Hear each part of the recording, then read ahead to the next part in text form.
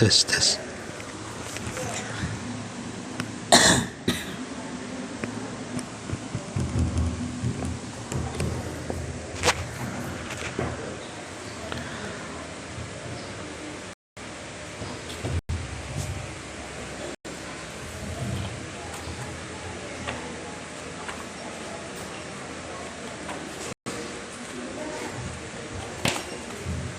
Sudah mulai.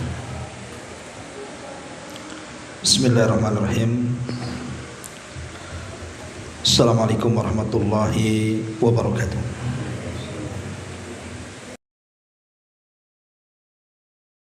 Wassalatu wassalamu ala Rasulillah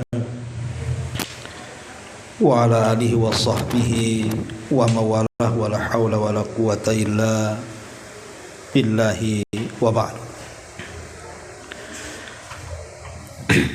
Alhamdulillah, segala puja dan puji hanya milik Allah subhanahu wa ta'ala. Salawat dan juga salam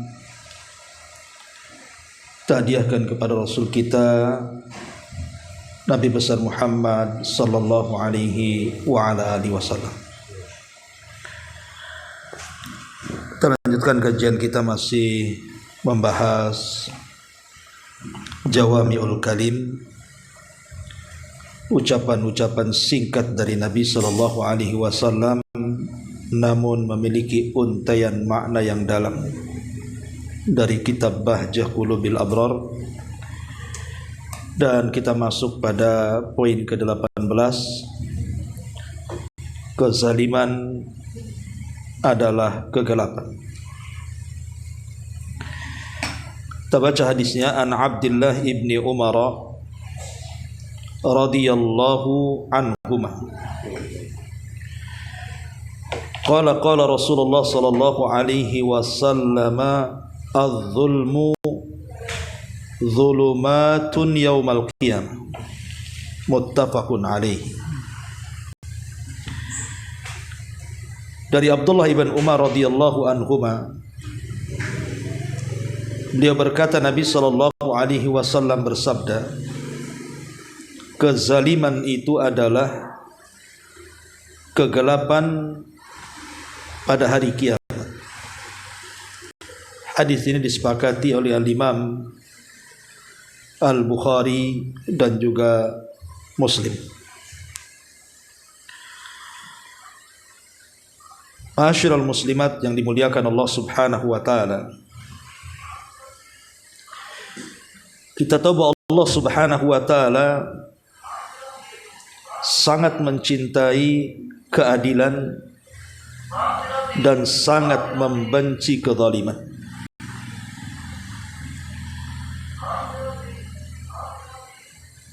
Banyak Al-Quran dan juga hadis-hadis Nabi sallallahu alaihi wasallam yang menjelaskan tentang akibat dari sebuah kezaliman. Contoh saja surah Al-Kahfi ayat 59, Allah mengatakan, wa tilkal qura ahlaknahum lamma zalamu wa ja'alna limahlikihim maw'idah.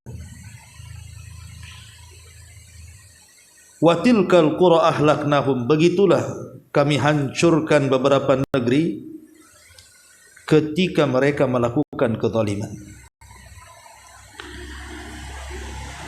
Dan itu digambarkan di dalam Al-Quranul Karim, bagaimana Allah subhanahu wa ta'ala menghancurkan kaum-kaum yang menentang nabinya karena kezalimannya. Kaum Ad dihancurkan, kaum Thamud dihancurkan, kaum Sodom juga dihancurkan, kaum Madian, dan kaum-kaum yang lainnya yang mereka berlaku zalim di permukaan bumi dan merusak bumi. Dan ingat, Nabi sallallahu alaihi wasallam pernah mengatakan, innallaha la yumli lidh-dhalim hatta idza akhadahu lam yuflithu. Terkadang Allah subhanahu wa ta'ala membiarkan orang zalim itu dengan kezalimannya sampai pada waktunya, maka Allah tidak mungkin membiarkannya, pasti menghancurkannya. Kemudian Nabi SAW membaca ayat wa kadzalika akhdhu rabbika idza akhadhal qura wa hiya zalimatun inna akhdahu alimun syadid. Begitulah apabila Rabbmu mengadab sebuah tempat dan tempat itu penuh dengan kezaliman, sesungguhnya azab Allah itu sangat dahsyat. Ma'asyiral muslimat yang dimuliakan Allah Subhanahu wa taala, zalim ini macam-macam bentuknya. Dan ulama membagi zalim itu ada 3 macam. Pertama, kezaliman yang tidak mungkin diampuni. Az-zulmu la yughfar. Yang kedua, kezaliman yang tidak mungkin ditinggalkan pelakunya. Az-zulmu la yutrak. Dan yang ketiga, kezaliman yang diampuni dan tidak dituntut. Az-zulmu maghfur la yutlab. Adapun kezaliman yang tidak akan pernah diampuni, itulah sezalim-zalimnya kezaliman. Apa itu? Kesyirikan.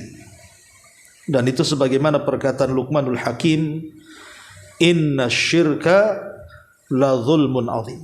Sesungguhnya kesyirikan itu adalah kezaliman yang sangat besar. Yang kedua, kezaliman yang tidak mungkin ditinggalkan pelakunya, pasti dituntut. Itulah kezaliman antara kita dengan hamba-hamba Allah yang lainnya. Dan ini nanti yang kita akan bahas.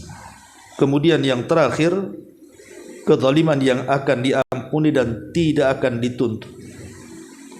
Apa itu? Kezaliman antara zalim terhadap dirinya, menzalimi diri sendiri. Ma'asyiral muslimin muslimat yang dimuliakan Allah Subhanahu wa taala,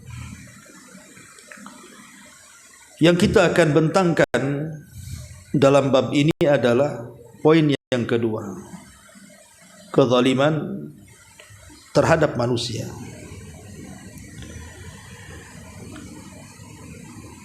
Disebutkan di beberapa dalil dalam Al-Quran dan hadis-hadis Nabi SAW, bagaimana dahsyatnya dosa orang-orang yang melakukan kezaliman dan bagaimana dahsyat akibatnya. Bagaimana Nabi SAW ketika menceritakan tentang kisah orang yang mengambil sejengkal tanah, apa kata Rasul? Man zalama kida shibrin minal ardi tawwaqahu Allahu yaumal qiyamah min sab'i aradi. Siapa yang mengambil sejengkal saja tanah orang,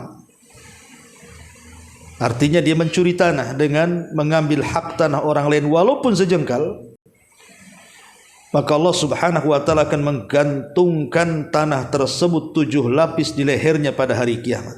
Lihat. Dan kezaliman seperti ini umum di masyarakat kan, Bu. Kadang-kadang dia mengklaim bahwa itu tanah dia padahal tanah orang. Atau sengaja menggeser patok padahal tanah dia tidak sampai di situ. Atau dengan cara melakukan kezaliman, mengambil tanah dengan berlaku zalim, mengganti surat, memalsukan surat dan begitu seterusnya. Ingat, ada satu kisah di zaman sahabat Nabi SAW. Ada seorang sahabat namanya Sa'id ibn Zaid radhiyallahu anhu. Sa'id ibn Zaid. Dan Sa'id ibn Zaid ini salah satu dari 10 sahabat yang dijanjikan masuk surga. Jadi satu hari ada seorang wanita namanya Arwa bintu Uwais mengaku bahwa Sa'id ibn Zaid sudah mengambil tanahnya. Akhirnya wanita ini, Arwa bintu Uwais ini, berselisih dengan Sa'id ibn Zaid ini sampai kemudian perselisihannya dihadapkan kepada Khalifah Marwan ibnul Hakam. Maka berkatalah Sa'id di hadapan Marwan ibn Hakam ini, bagaimana mungkin aku mengambil tanah orang, sementara aku mendengar Nabi SAW bersabda, barang siapa yang mengambil satu jengkal saja tanah di bumi, akan dikalungkan 7 lapis bumi di leherku pada hari kiamat. Mustahil, kata Sa'id ibn Zaid, aku mengambil tanahnya. Tapi wanita itu tetap menuduh Sa'id ibn Zaid mengambil tanahnya. Akhirnya kemudian Sa'id ibn Zaid ini marah dan berdoa kepada Allah Subhanahu wa taala, Allahumma in kanat kadhibatan. Ya Allah, kalau wanita itu berdusta, dia hendak menguasai tanah tersebut dari diriku, maka butakan matanya. Butakan matanya, panjangkan umurnya, dan wafatkan dia di tanah itu yang ia klaim itu tanahnya. Itulah doanya Sa'id ibn Zaid. Karena dia dizalimi. Dia punya tanah, kemudian diambil tanahnya, kemudian difitnah pula bahwa dia yang mengambil tanah wanita itu. Maka dia pun berdoa dengan doa yang sangat jelek sekali kepada wanita itu. Ya Allah, butakan matanya, panjangkan umurnya, wafatkan di kebunnya, katanya. Maka setelah lama waktu berlalu, betul-betul Allah Subhanahu wa taala kabulkan Sa'id ibn Zaid bahwa dia tidak bersalah. Yang bersalah itu adalah wanita tadi. Dia hendak mengambil tanah Sa'id ibn Zaid. Dengan berlalunya waktu, rupanya wanita itu dipanjangkan usianya. Setelah dia tua, Allah butakan matanya. Dan ketika dia berjalan di kebun tersebut, dia tersandung, kemudian terperosok ke dalam lubang di kebunnya, dan dia pun meninggal dunia. Na'udzubillah. Lihat bagaimana Allah Subhanahu wa taala terkadang menyegerakan hukuman kezaliman di dunia sebelum akhirat. Itulah yang disyaratkan dalam sabda Nabi sallallahu alaihi wasallam, "Ma min dzambin ajjalallahu uqubatahu fid dunya qabla al-akhirati al-baghyu wa qati'atur rahim." Ada dosa, kata Rasul, yang terkadang disegerakan hukumannya di dunia sebelum akhirat. Salah satunya adalah al-baghyu, kezaliman. Allah segerakan tuh hukumannya di dunia. Na'udzubillah. Ya. Ma'asyiral muslimat yang dimuliakan Allah Subhanahu wa taala. Ataupun kezaliman dengan cara membunuh orang lain. Sekarang kan membunuh itu, Bu, perkara mudah. Bukan perkara sulit. Nyawa itu hari ini tidak ada harganya, kan. Saya pernah lihat di YouTube itu, daerah mana di Indonesia ini, hanya gara-gara tersinggung dengan klakson, Bu. Tersinggung dengan klakson mobil. Tiba-tiba dia keluar, ambil golok, kemudian dibacok tuh orangnya. Subhanallah, hanya gara-gara klakson bisa melakukan pembunuhan. Hanya gara-gara parkiran orang bisa melakukan pembunuhan. Hanya gara-gara hutang pihutang yang tidak seberapa bisa melakukan pembunuhan. Hanya gara-gara tersinggung bisa melakukan pembunuhan. Betul kata Nabi SAW, nanti di akhir zaman itu terkadang orang yang membunuh tidak tahu alasannya kenapa dia membunuh, dan orang yang dibunuh makin bingung kenapa dia bisa dibunuh. Itulah karena murahnya nyawa manusia di akhir zaman itu. Ma'asyiral muslimat yang dimuliakan Allah Azza wa Jalla, ingat Abdullah bin Abbas radhiyallahu anhuma pernah menceritakan tentang kisos pada hari kiamat. Nanti orang-orang yang dibunuh itu akan datang menghadap Allah Subhanahu wa taala tanpa kepala.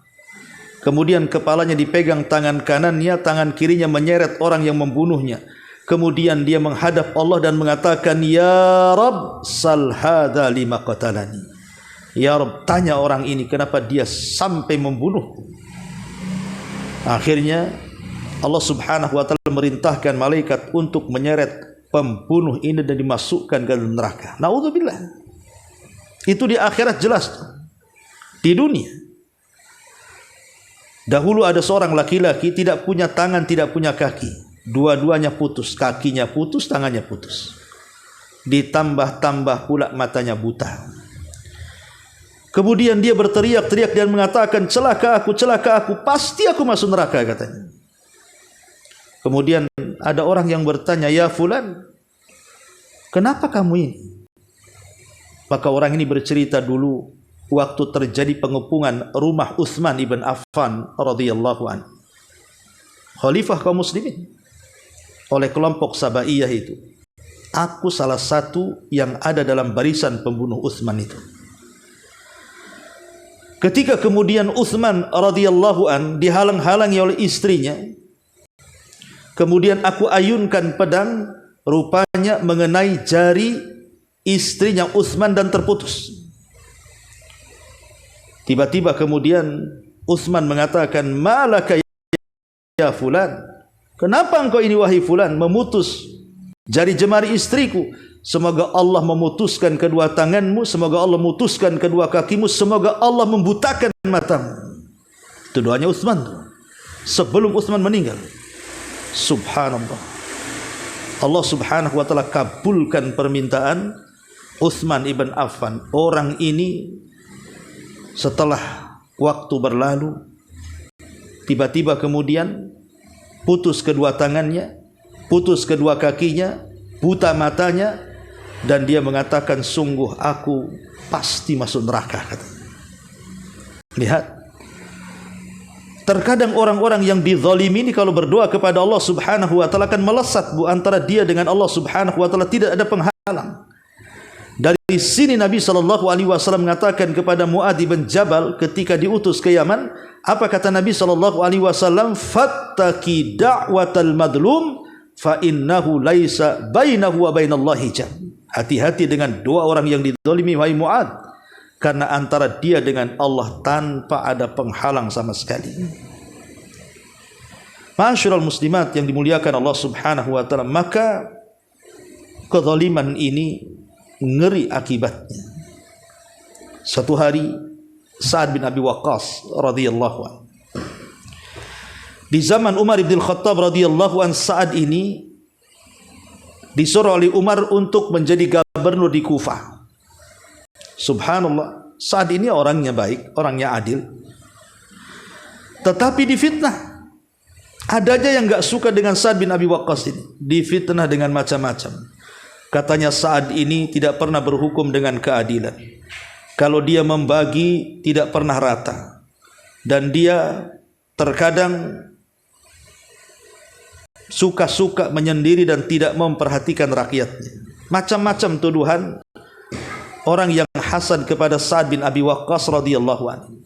Akhirnya Sa'ad pun datang kepada Umar bin Khattab radhiyallahu an untuk resign menjadi gubernur di Kufah karena tidak tahan dengan hasadnya kaumnya.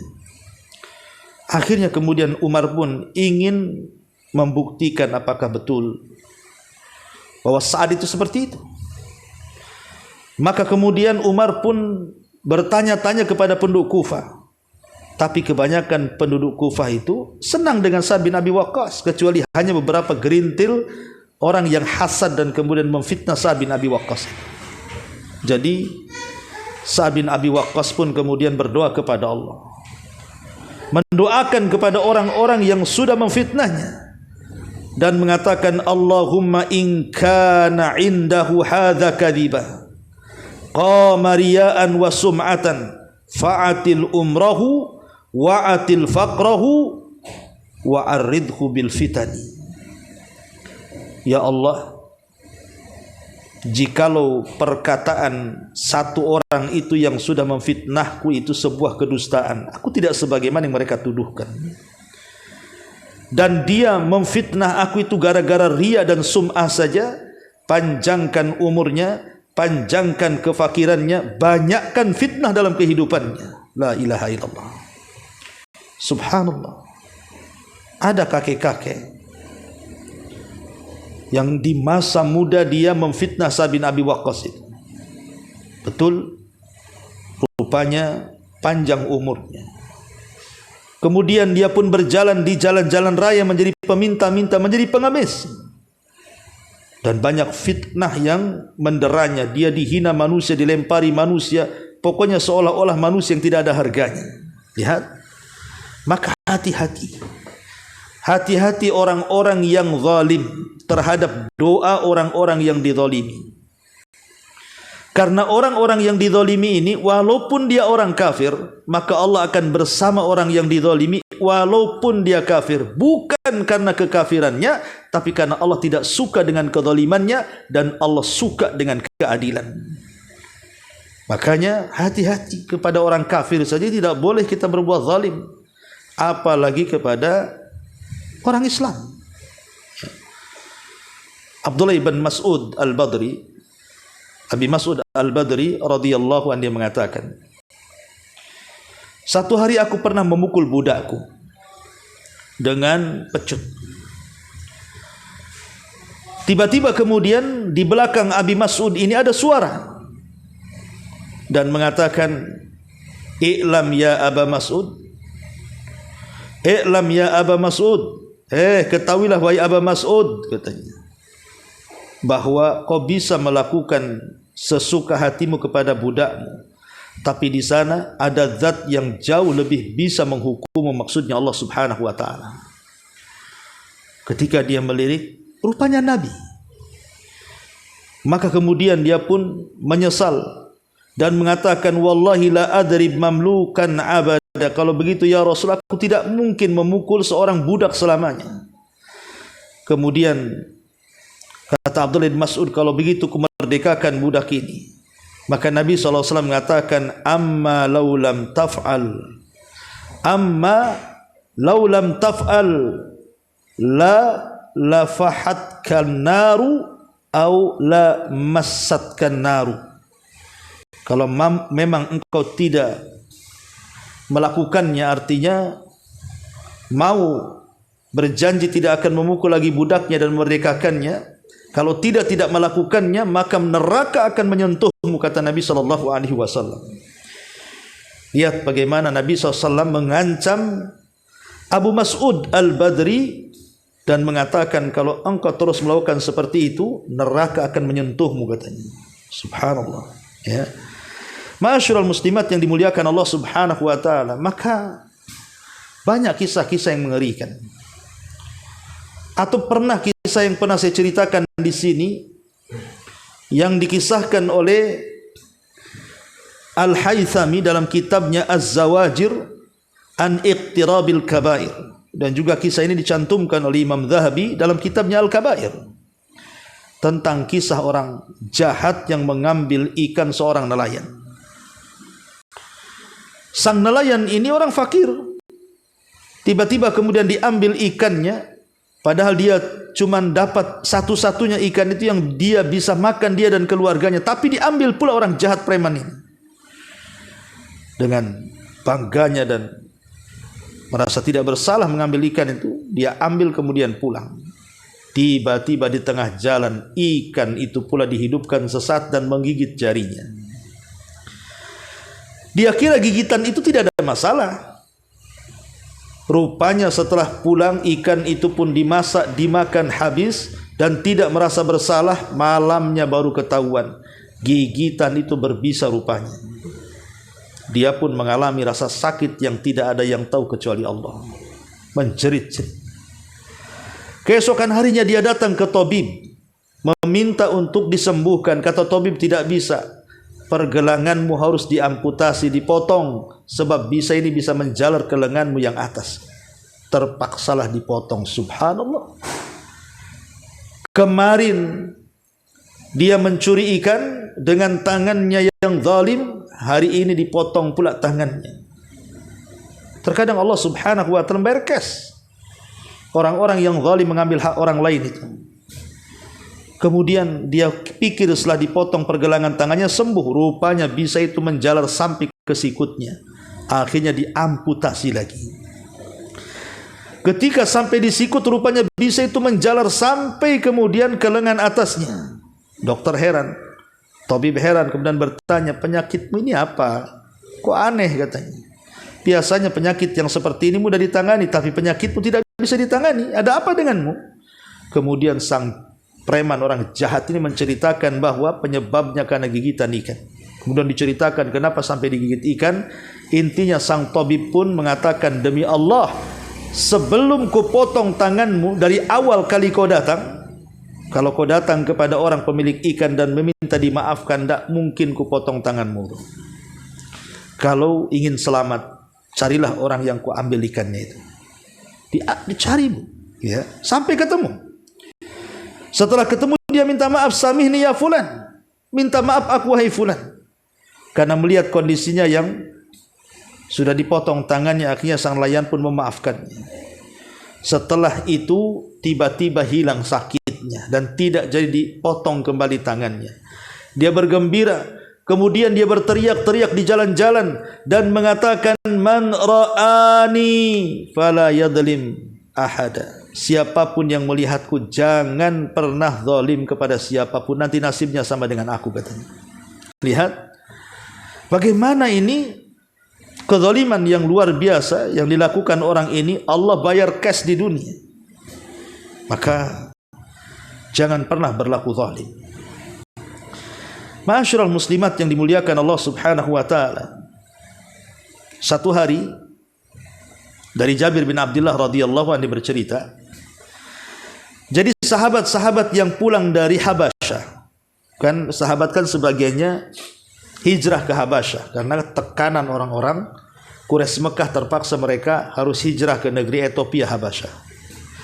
Lah sepulang para sahabat dari Habasyah dan gabung di kota Madinah itu, Nabi SAW ingin mendapatkan cerita dari mereka.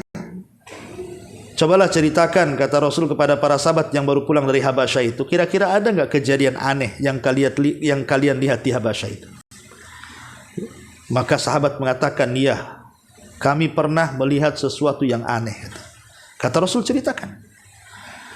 Maka salah seorang sahabat yang pulang dari Habasyah mengatakan, ya Rasulullah, ketika aku berada di Ethiopia, ada seorang kakek, dan kakek ini seorang padri, sudah tua, sedang memikul air. Tiba-tiba ada anak muda mendorong kakek itu sampai tersungkur dan airnya kemudian tumpah. Subhanallah, airnya tumpah dan tidak ada yang menolong kakek itu. Padahal banyak orang di sekitar itu yang menontonnya, tapi membiarkan.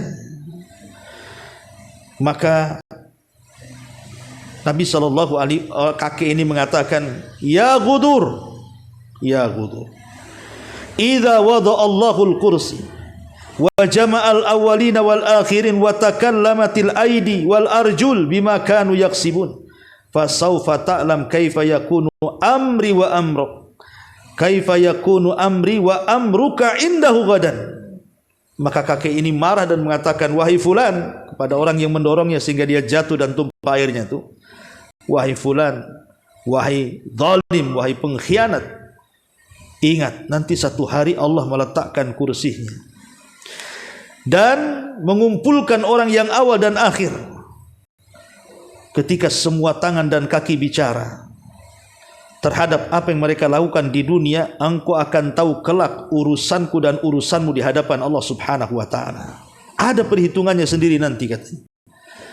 Maka Rasul SAW mengatakan, telah benar kakek itu, telah benar kakek itu. Kemudian Nabi SAW mengatakan, kaifa yuqaddisallahu ummatan la yu'khadu li dhaifihim min syadidihim. Kata Nabi SAW, bagaimana mungkin Allah membersihkan sebuah kaum yang tidak menolong orang-orang lemah yang sedang didolimi orang-orang kuat itu? Kenapa mereka diamkan? Ya. Lah, bagaimana di sini kakek ini berdoa kepada Allah Subhanahu wa taala dengan doa yang luar biasa menakut-nakuti manusia. Masyaallah muslimin, makanya Nabi SAW itu paling tidak suka dengan kezaliman. Kezaliman sekecil apapun Rasul tidak suka. Sampai ada kisah tentang Nu'man ibn Bashir. Bashir ini mau memberikan hadiah kepada Nu'man, tapi istrinya tidak mau kecuali disaksikan oleh Nabi. Setelah datang kepada Nabi SAW, hadiah itu hendak diberikan kepada Nu'man oleh bapaknya Bashir dan disaksikan Rasul. Rasul bertanya, apakah anakmu cuma Nu'man saja? Kata Bashir, tidak, banyak. Kata Rasul, kenapa aku tidak berikan hadiah juga kepada mereka? Demi Allah, aku tidak suka menjadi saksi untuk perbuatan zalim, katanya. Sampai seperti itu. Ya. Dari sini kita tahu bahwa Nabi SAW tidak suka dengan kezaliman. Ma'asyiral muslimat yang dimuliakan Allah Azza wa Jalla, tentu zalim ini akibatnya fatal. Di dunia Allah tidak suka. Wallahu la yuhibbu zalimin. Dalam surah Al-Imran ayat 57 Allah katakan Allah tidak suka dengan orang-orang zalim. Bahkan orang-orang zalim adalah orang-orang yang dilaknat yang ada di bumi. Ala la'natullahi ala zalimin. Ingatlah, laknat Allah akan ditimpa kepada orang-orang zalim, dan Allah tidak akan memberikan petunjuk kepada orang-orang zalim. Innallaha la yahdil qaumaz zalimin. Dalam surah Al-Maidah ayat 51, dan Allah tidak suka, Allah tidak akan memberikan hidayah kepada orang-orang yang zalim, dan orang zalim tidak akan selamat di dunia. Innahu la yuflihu zalim. Al-An'am 21, sesungguhnya orang zalim itu tidak akan selamat. Jadi ingat, orang zalim tidak akan selamat. Sehebat apapun mereka menyembunyikan kezalimannya, sehebat apapun mereka berusaha untuk menutupi kezalimannya, Allah Subhanahu wa ta'ala tidak mungkin lalai dengan orang-orang zalim. Wala tahsabannallaha ghafilan amma ya'malu zalimun. Jangan kau kira Allah itu lalai terhadap orang-orang zalim. Allah tidak akan membiarkan orang-orang zalim. Makanya orang zalim tidak akan selamat tuh di dunia itu. Pasti akan ada imbasnya, akan ada akibatnya. Ya. Adapun di akhirat sudah jelas. Di akhirat orang-orang yang zalim itu sudah jelas-jelas akan mendapatkan kegelapan pada hari kiamat. Az-zulmu zulumatun yaumal qiyamah.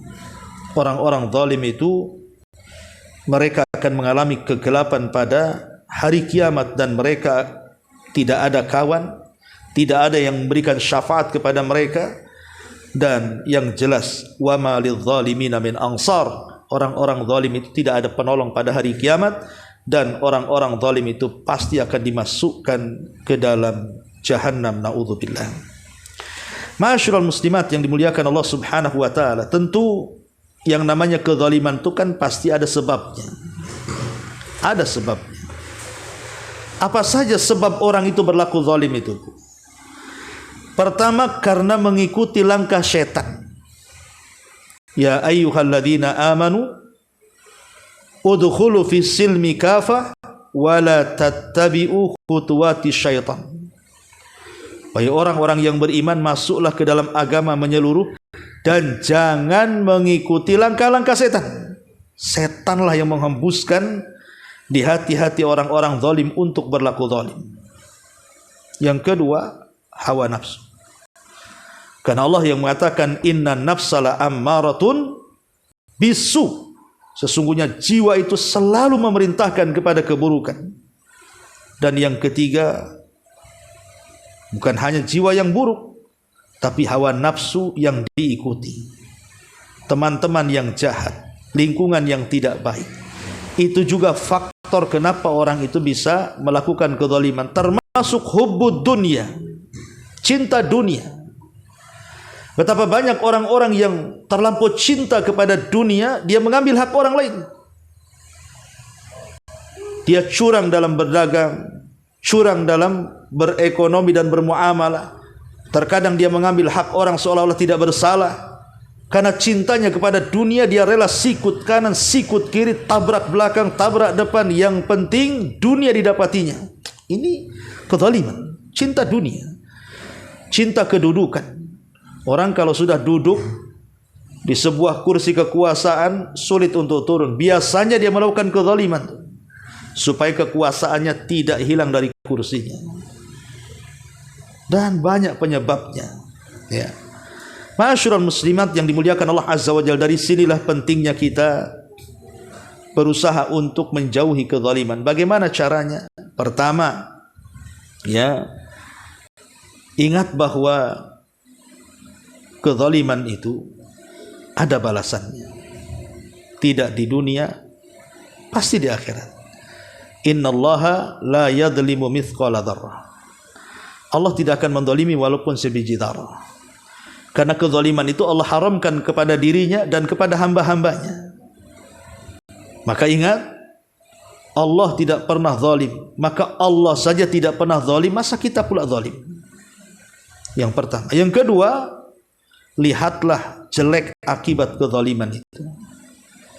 Lihat bahwa akibat kezaliman itu, wa ma kana rabbuka liyahlikal qura bidzulmin wa ahluha muslihun. Tidaklah Rabbu menghancurkan sebuah kaum karena kezaliman, sementara orang-orang yang di dalamnya mereka masih banyak orang-orang yang memperbaiki. Artinya kalau sebuah negeri sudah banyak kezalimannya merata, maka Allah Subhanahu wa taala akan binasakan kaum itu. Kemudian yang ketiga, adamu al-ya'si min rahmatillah. Jangan putus asa dari rahmat Allah Azza wa Jalla. Kezaliman apapun, kalau kita datang kepada Allah Subhanahu wa taala meminta ampun dan mencari orang yang kita zalimi, kemudian meminta maaf, pasti pintu maaf itu dan ampunan terbuka. Dan ingat bahwa ada satu hari semua manusia akan dikisos akan kezaliman. Bukankah Nabi SAW ketika berbicara soal muflis, orang yang bangkrut pada hari kiamat, apa kata Nabi SAW? Tahukah kamu orang yang bangkrut pada hari kiamat? Sahabat mengatakan, oh, orang bangkrut itu orang yang gak punya harta, orang yang gulung tikar usahanya. Kata Rasul, bukan itu, tapi orang yang bangkrut itu orang yang datang membawa pahala solat, pahala puasa, pahala zakat, pahala-pahala ibadah yang lainnya, tapi di satu sisi dia pernah mencaci maki si fulan, menghina si fulan, mengambil hak orang, membunuh orang, dan begitu seterusnya. Maka akan dihadapkan antara orang yang zalim dan yang dizalimi. Kemudian di situ terjadi barter pahala dan dosa. Subhanallah, ya, akan terjadi barter pahala dan dosa.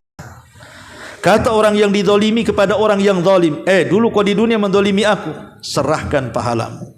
Akhir diserahkan pahalanya sedikit sampai habis.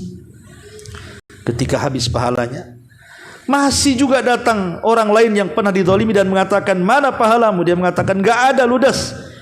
Dia mengatakan, enggak apa-apa, kalau kau tidak punya pahala enggak apa-apa, tapi tolong titip dosaku kepadamu. Akhirnya dosanya dititipkan kepada orang yang zalim karena enggak punya tebusan pahalanya. Bayangkan apa enggak bangkrut, pahalanya hilang, dosa orang pula ditanggung. Itulah bangkrut.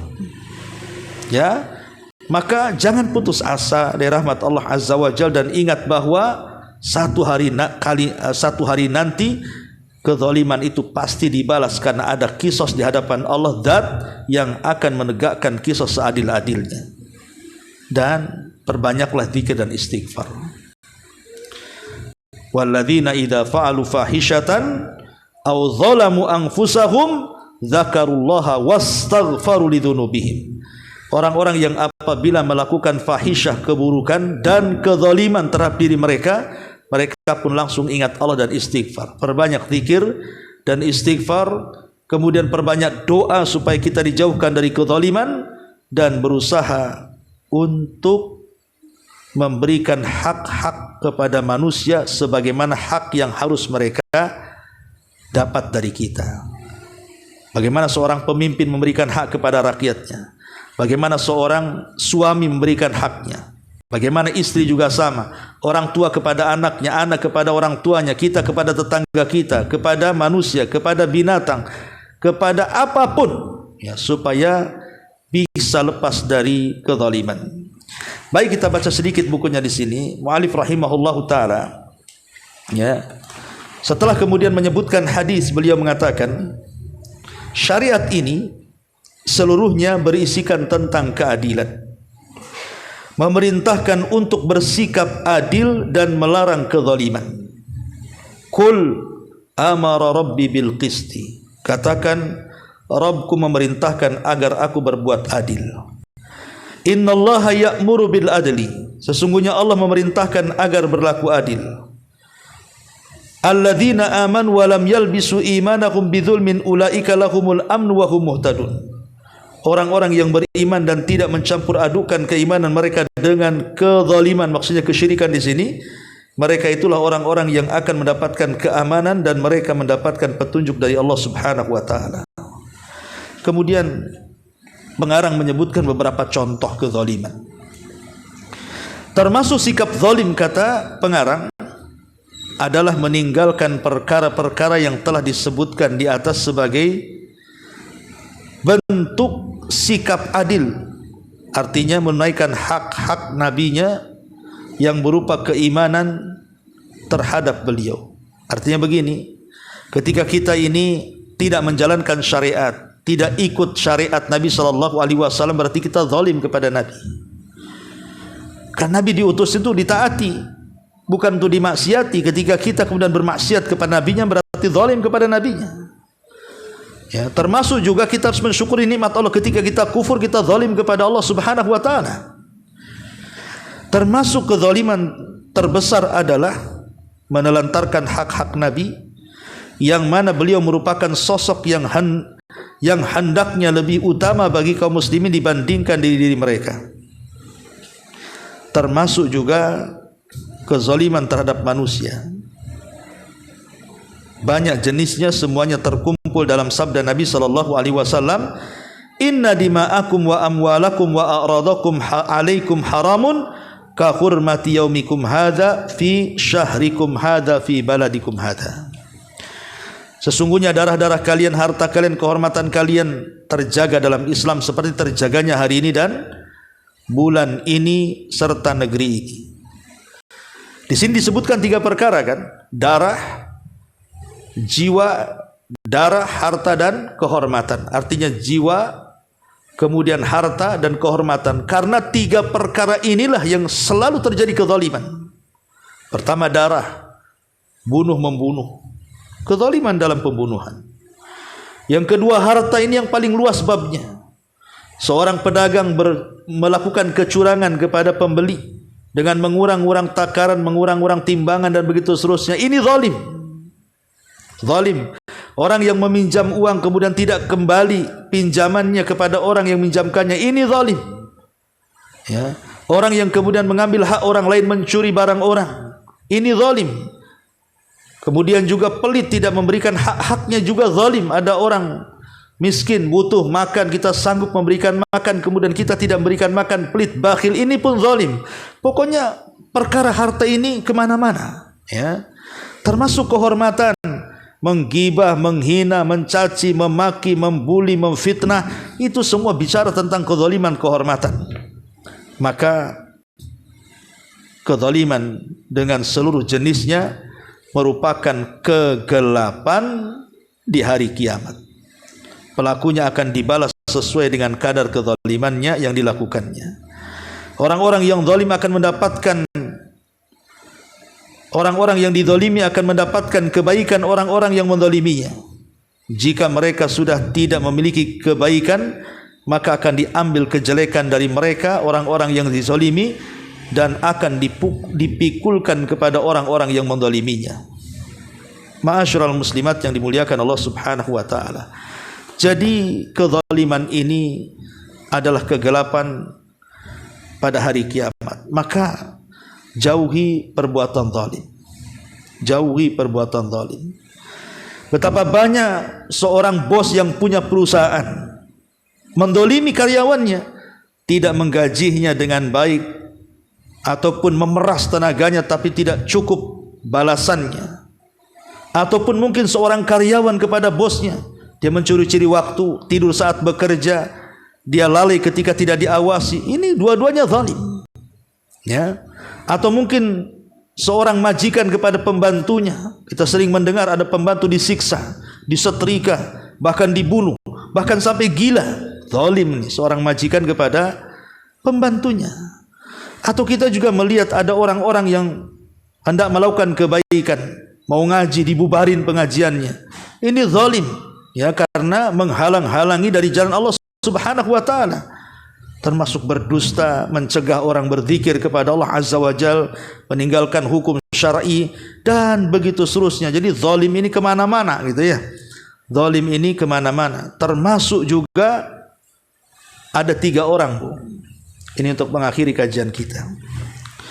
Ada 3 manusia, jangan coba-coba melakukan kezaliman. Ini fatal nantinya. Zalim itu jahat, dosa. Tapi khusus kepada 3 orang ini hindari. Bahaya. Kalau ibu sampai melakukan kezaliman kepada 3 orang ini, bahaya. Siapa mereka? 1 orang lemah. Jangan dizalimi. Siapa orang lemah? Orang miskin, anak yatim. Itu orang-orang lemah.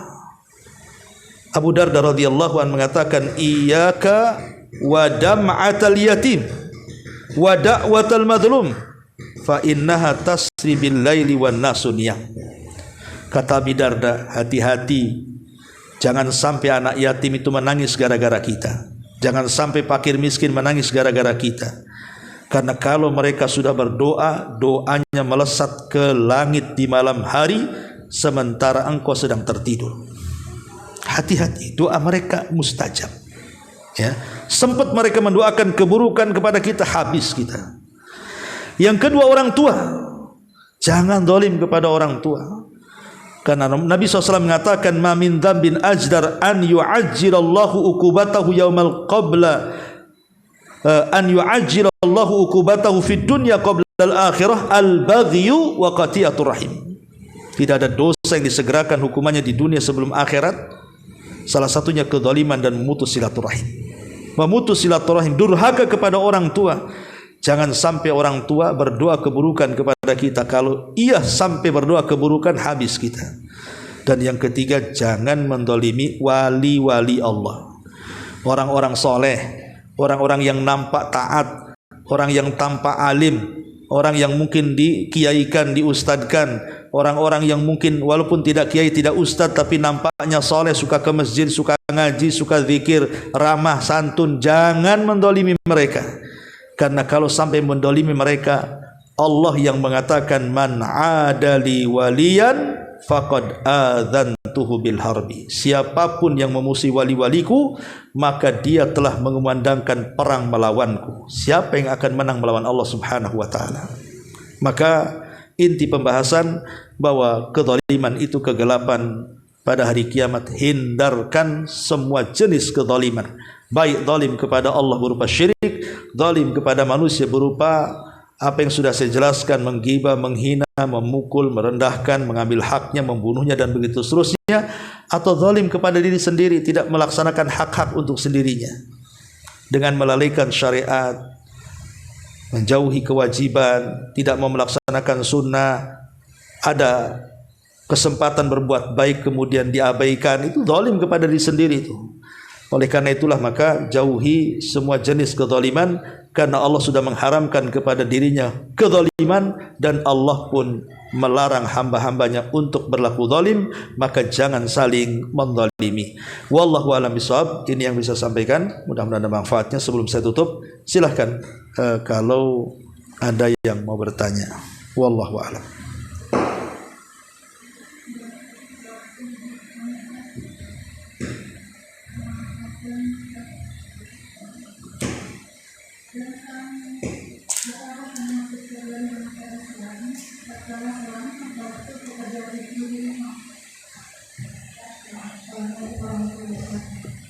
Apakah termasuk kezaliman seorang istri kalau suami membantu pekerjaan istri rumah? Oh, ibu punya pekerjaan. Contohnya apa? Masak. Suami membantu pekerjaan istri rumah, apakah termasuk istri mendolimi istrinya? Harusnya suami yang bekerja, istri yang bekerja gitu ya.